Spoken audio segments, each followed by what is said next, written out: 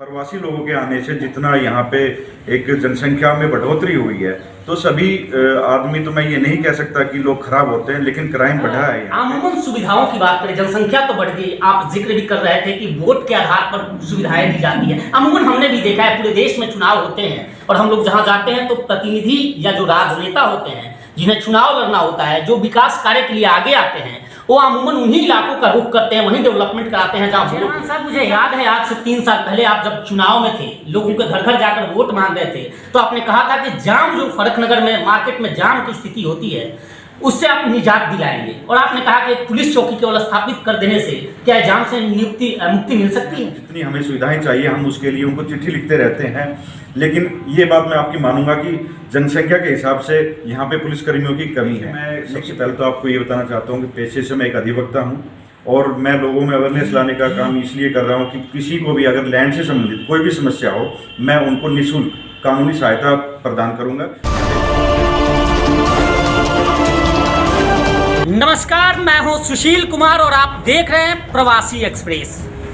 Cyber city Gurugram में विकास चरम पे है और उसके बाद विकास बढ़ते बढ़ते जब झज्जर की तरफ चला तो बीच में गुरुग्राम का ही खंड फर्रुखनगर है। एक ग्रामीण अंचल होता था और मैं वहीं खड़ा हूं, आप देख सकते हैं, ये फर्रुखनगर है।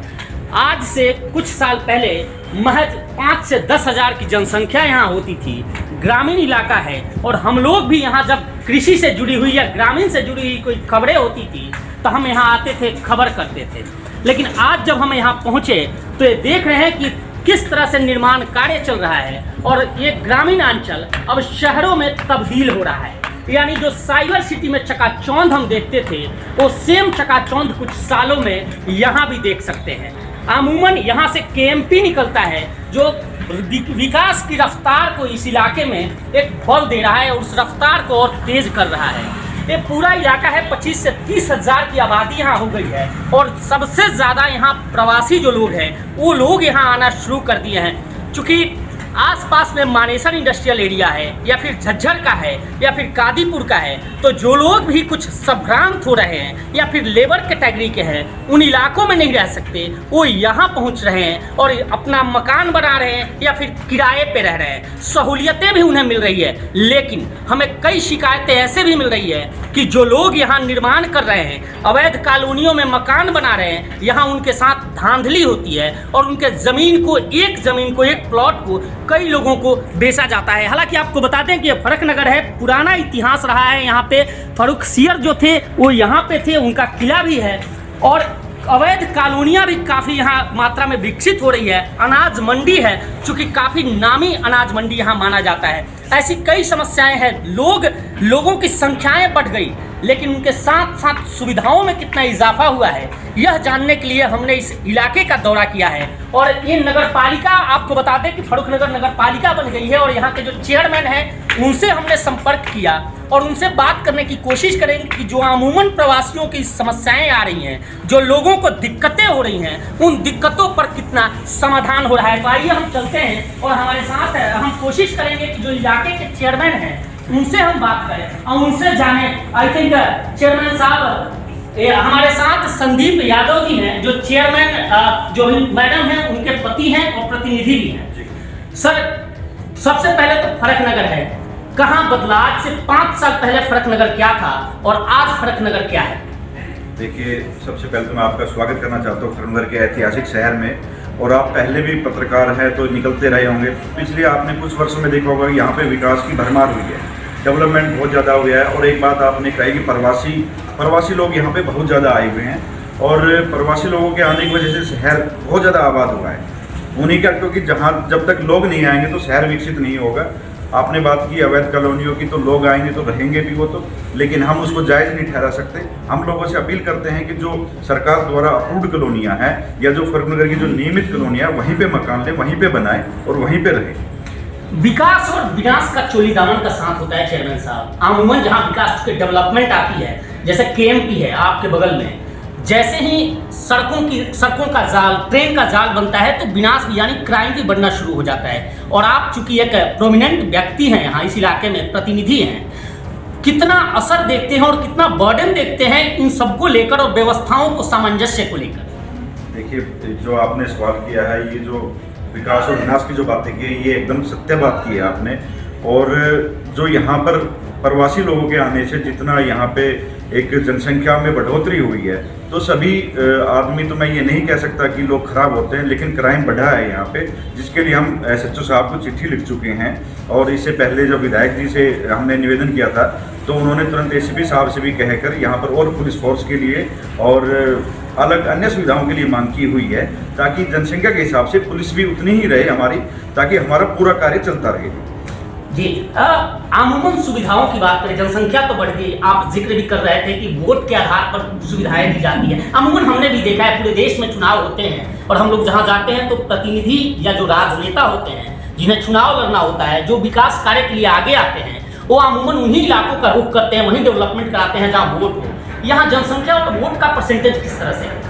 देखिए, यहाँ पर जनसंख्या और वोट का परसेंटेज तो एकदम से भिन्न है, क्योंकि यहाँ पर गुड़गांवा नज़दीकी जो क्षेत्र है, गुड़गांवा है, मानेसर है, धारवेड़ा है, यहाँ पे जिन लोगों के लिए वहाँ पे रहना अफोर्डेबल नहीं है, वो फॉर्मनगर का रुख कर रहे हैं। और वो रुख कर रहे हैं यहाँ पे, तो शहर आबाद भी हो रहा है, उन लोगों ने नियमित कॉलोनियों में प्लाट भी लिए हैं, मकान भी बनाए हैं और अपनी वोट भी बनवा रहे हैं, आधार कार्ड भी बनवा रहे हैं यहाँ पे। तो लोग जैसे जैसे आएंगे, उसी हिसाब से सरकार सुविधाओं के लिए जो हम उनको अपग्रेड करते रहेंगे, और जो सुविधाएं रहें उनको कोशिश करेंगे ज़्यादा से ज़्यादा सुविधाएं दी जा सके। 3 समस्याएं मुख्यतः होती है लोगों के लिए अमूमन: ट्रैफिक, ड्रिंकिंग वाटर और सेफ्टी। इन तीनों को लेकर, चूंकि आप नगर पालिका के प्रधान हैं, पति प्रधान हैं, तो निश्चित तौर पे इन तीनों सुविधाओं को लेकर क्या कुछ आप लोग कर रहे हैं?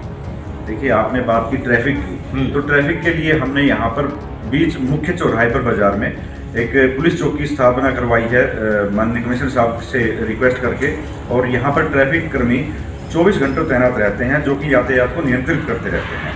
फर्रुखनगर चूँकि बहुत पुराना शहर है, और उस समय में भी इतने रोड, बड़े बड़े चौड़े रोड निकाले गए हैं, लेकिन कुछ अतिक्रमण कर्ताओं की वजह से यहाँ पर दिक्कत आ रही है। तो इसमें पुलिस अब पूरा संज्ञान ले रही है। बीच बीच में नगर पालिका की टीम भी है जो अतिक्रमण हटाती रहती है। चेयरमैन साहब, मुझे याद है आज से 3 साल पहले आप जब चुनाव में थे, लोगों के घर घर जाकर वोट मांग रहे थे, तो आपने कहा था कि जाम, जो फर्रुखनगर में मार्केट में जाम की स्थिति होती है, उससे आप निजात दिलाएंगे। और आपने कहा कि पुलिस चौकी केवल स्थापित कर देने से क्या जाम से मुक्ति मिल सकती है? देखिए, आपने बहुत अच्छा क्वेश्चन किया है। मैंने बाजार में बीच में बैरिकेड लगाने का प्रयास किया कि बाजार में गाड़ियां ना जा सके अंदर, तो गाड़ियां ना जाए, मैंने इसके लिए बैरिकेड लगवाया, प्रस्ताव पास करवा के। और बैरिकेड जैसे ही लगे तो कुछ दुकानदारों ने इसका विरोध करना शुरू कर दिया। मैंने दुकानदारों को आश्वासन दिया कि आप लोग थोड़ा सा कोऑपरेट कीजिए, जितने भी ये गाड़ियां अंदर जाती है, ये गाड़ियां अंदर नहीं जाएंगी तो यहाँ पर जाम की समस्या खत्म हो जाएगी, बाजार में लोग खुले से आराम से जा सकेंगे। और मैं बाजार में अंदर जाने वाली गाड़ियों को यू टर्न लेकर रामलीला ग्राउंड, जो कि पुराना रामलीला ग्राउंड है, वहाँ पर एक वैकल्पिक व्यवस्था गाड़ियों खड़ी करवाना चाह रहा था। लेकिन कुछ दुकानदारों ने प्रोटेस्ट किया और कहा कि जी कुछ दिनों के लिए हमें इस व्यवस्था से थोड़ा सा दूर रखिए। चूँकि जब त्यौहार का टाइम था, दीपावली का टाइम था, तो हमने वो सुविधा थोड़ी सी आगे कुछ दिनों के लिए पोस्टपोन कर दी थी। कोशिश करेंगे जल्दी ही उसको समन्वय स्थापित करके दुकानदारों से उसको दोबारा से लागू करें। देखिए, प्राइवेट हॉस्पिटल, सबसे बड़ी स्वास्थ्य की अगर हम बात करते हैं तो गुरुग्राम है, गुरुग्राम के पास फर्रुखनगर है। गुरुग्राम में भी यही स्थिति है, वहाँ के 2-3 हॉस्पिटल्स खैर बड़े हैं, लेकिन वहाँ प्राइवेट हॉस्पिटलों का जाल है। फर्रुखनगर इलाके में अगर हम मानेसर की बात करें या फिर SGT बगल में है उसकी बात करें, तो गवर्नमेंट हॉस्पिटल या UPHC है, लेकिन गवर्नमेंट जिस हिसाब से जनसंख्याएं बढ़ रही है और जो कुछ दिख रहा है, जिस तरह से लगातार डेवलपमेंट हो रहे हैं, लोग आ रहे हैं, उस हिसाब से हॉस्पिटल्स न प्राइवेट है और न सरकारी हैं। तो इसको लेकर चूंकि आप प्रतिनिधि हैं, क्या इस संदर्भ में कोई बातचीत कर रहे हैं, किसी से मुलाकात कर रहे हैं? देखिए, मैं आपको एक भरोसा देना चाहता हूँ, स्वास्थ्य सेवाओं के मामले में जितनी हमने यहाँ पर उस सरकार से डिमांड की थी जनसंख्या के हिसाब से, ये जनसंख्याएं अब आई हैं यहाँ पर, कुछ सालों से ये हुई है। लेकिन जब हमने हॉस्पिटल, माननीय विधायक जी ने हॉस्पिटल पास करवाया था, तो ये 10 बेड का भी नहीं था और 50 बेड में अपग्रेड करवाया था, चूँकि उसकी पूरी बिल्डिंग बन चुकी है अब और हॉस्पिटल शुरू होने को है। तो अब हमने सरकार से दोबारा चिट्ठी लिखी कि कम से कम यहाँ पे ये 150 बिस्तर का हॉस्पिटल तैयार किया जाए। तो सरकार ने मैं आश्वस्त किया है कि 50 बेड का जैसे स्टार्ट होता है उसके बाद जगह हमारे पास काफ़ी है, सुविधाएं आम नागरिकों को पूरी दी जाएंगी। एक और सवाल है चेयरमैन साहब, चूंकि हालांकि आपके पालिका के क्षेत्र से जुड़ा हुआ नहीं है, लेकिन अमूमन फर्रुखनगर से ये सवाल हम लोग लगातार पूछते हैं, CP ऑफिस में देखते हैं, झज्जर होकर रास्ता है आपके इलाके से, और जब भी कोई क्रिमिनल की बात होती है, क्राइम की बात होती है, तो निश्चित तौर पे KMP, आपका फर्रुखनगर का जो इलाका है, ये लोग जरूर संलिप्त होते हैं। आप जनप्रतिनिधि हैं, भविष्य में आप विधायक बनेंगे, एमपी बनेंगे, आप उसको लेकर क्या कोई प्लान आपने किया है, रूट मैप कोई तैयार किया है क्या? इसको लेकर किसी अधिकारियों से आपकी बातचीत हो रही है कि किस तरह से क्राइम पे अंकुश लगा सके? देखिए, बात आपने केएमपी की है, तो मैंने केएमपी के लिए फरूखनगर में एक रिंग रोड बनवाने की मांग आज से 2 साल पहले माननीय डिप्टी सीएम दुष्यंत चौटाला जी से की थी, जिसका लेटर मैंने लिखा था और उसका जवाब मिला है, वो प्रोग्रेस चल रही हुई है। और रही बात क्राइम की, तो क्राइम के लिए हमने सीपी साहब से और एसीपी साहब से, दोनों से हम कुछ दिनों के अंतराल पर मिलते रहते हैं। जितनी हमें सुविधाएं चाहिए हम उसके लिए उनको चिट्ठी लिखते रहते हैं। लेकिन ये बात मैं आपकी मानूंगा कि जनसंख्या के हिसाब से यहाँ पे पुलिसकर्मियों की कमी है। लेकिन यहाँ पे फिर भी मैं आपको एक छोटी सी बात बताऊँ कि सीआईए थाना भी मैंने स्थापित करवाया है यहाँ पे, और सीआईए थाना भी हो गया। लेकिन फिर भी जो बात है वो ये है कि जनसंख्या के हिसाब से पुलिसकर्मियों की यहाँ पे कमी है। मैं कोशिश करूंगा और आपके माध्यम से भी रिक्वेस्ट करूंगा कि सीपी साहब अगर सुने या देखें तो हमारे लिए जरूर पुलिसकर्मियों की उचित व्यवस्था करवाएं जनसंख्या के हिसाब से। बिल्कुल, चैनल प्रवासी है और प्रवासियों की आवाज़ है, और मैं इस उम्मीद से भी आपके पास आया हूँ क्योंकि आपके इलाके में काफ़ी प्रवासी लोग रहते हैं। उनका हालांकि अवैध कॉलोनियों में ज़्यादातर लोग रहते हैं और उनकी कई ऐसी समस्याएं हैं, तो क्या वे माने कि आप उनके लिए तत्पर हैं उनके किसी कार्य को लेकर? चूंकि उनके साथ बहुत सारे फ्रॉड के भी मामले हमारे पास आए हैं कि उन्होंने जो लैंड लिया है वो लैंड किसी और को बेच दिया गया, इस तरह की बहुत सारी शिकायतें आई हैं। तो वे लोग यहाँ इस तरह से महसूस करते हैं, तो उनको लेकर आप कुछ कर रहे हैं, उनके लिए कुछ प्लान है आपके पास? देखिए, मैं सबसे पहले तो आपको ये बताना चाहता हूँ कि पेशे से मैं एक अधिवक्ता हूँ और मैं लोगों में अवेयरनेस लाने का काम इसलिए कर रहा हूँ कि किसी को भी अगर लैंड से संबंधित कोई भी समस्या हो, मैं उनको निःशुल्क कानूनी सहायता प्रदान करूंगा, चाहे फरूखनगर हो, चाहे पटौदी न्यायालय हो या गुड़गांव न्यायालय हो। तो पहली बात तो ये है कि मैं प्रवासियों के लिए जो कर रहा हूँ कि निःशुल्क कानूनी सहायता उपलब्ध करवा रहा हूँ। अगर किसी के साथ फ्रॉड हुआ है तो मेरा अमूमन तहसील में बैठना होता है, वहीं पे बराबर में मेरा ऑफिस है, तो वो मेरे पास आए, मुझसे संपर्क करें। किसी के साथ नाइंसाफ़ी नहीं होने दी जाएगी और लोगों को प्रेरित भी हम इस हिसाब से करेंगे कि वो अवैध कॉलोनी मकान ना लेके वैध कॉलोनियों में ही मकान लें। लगभग 13 अवैध कॉलोनियों 13 लोगों के खिलाफ एफआईआर भी दर्ज हुई है जो अवैध कॉलोनी काटने में। 19 तारीख को 19 नवंबर को सीएम साहब आए थे ग्रीवियंस की बैठक में, और हमने जब सवाल उनसे किया तो उन्होंने एक बात कही थी कि जो भी कॉलोनी डेवलप हो चुका है या डेवलप हो रहा है वहाँ शुल्क लेकर उनको वैध किया जाए, लेकिन यह भी ध्यान रखा जाए कि नया कोई न काटे। और अभी जो हालात हैं कि सबसे ज़्यादा, चाहे वो सोना का क्षेत्र हो या फिर आपके फरूखनगर का क्षेत्र हो, इन इलाकों में सबसे ज़्यादा अवैध कॉलोनियाँ विकसित हो रही हैं। और कहीं ना कहीं आप माने या ना माने, लेकिन सच्चाई यह है कि यह माना जाता है जो अधिकारी हैं वो जनप्रतिनिधियों के साथ मिली भगत करके और इस ऐसी कॉलोनियों को डेवलप कराते हैं, विकसित कराते हैं।